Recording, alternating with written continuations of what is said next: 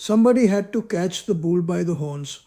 Mark Carney did it at Davos. History does not always announce itself with gunfire or treaties. Sometimes it arrives quietly in a hall full of power, privilege, and polished suits. Davos is one such place.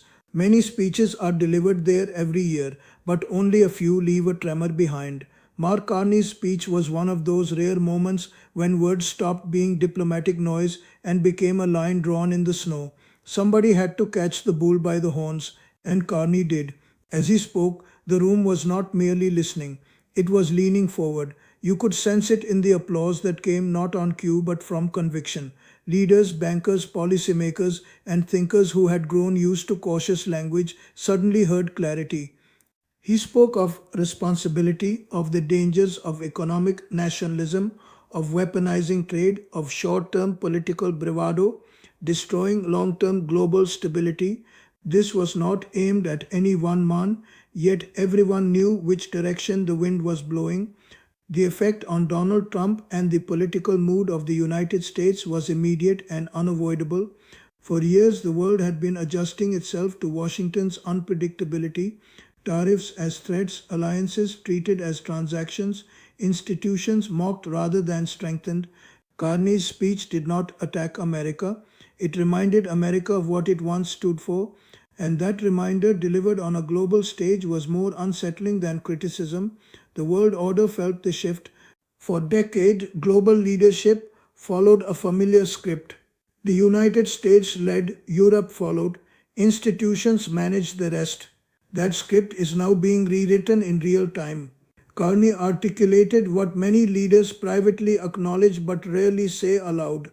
The world cannot afford chaos masquerading as strength. Stability is not weakness. Cooperation is not surrender.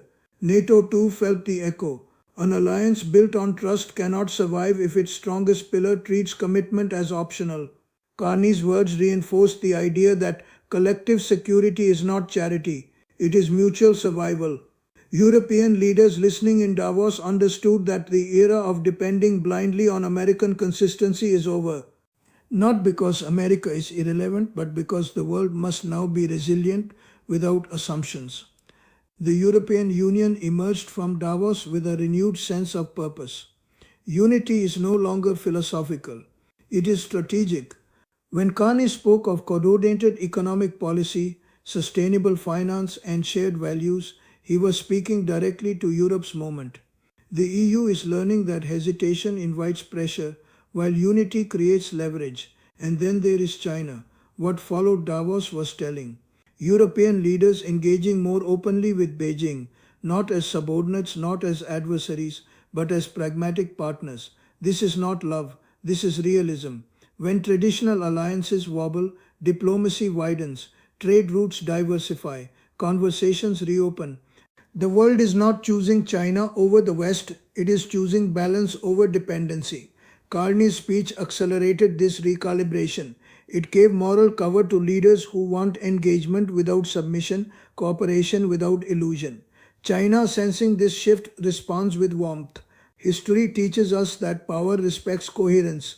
Division invites exploitation. Above all, the speech reminded the world of a deeper truth.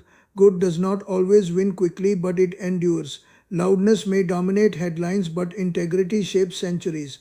Empires driven by ego eventually exhaust themselves. Systems built on fairness regenerate. There is a law of nature at work here.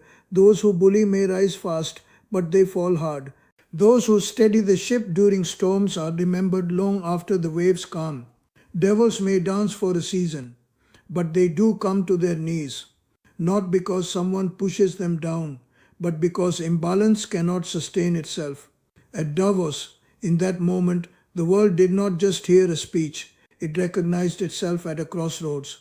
And for once, someone had the courage to grab the horns, look the beast in the eye, and refuse to step aside.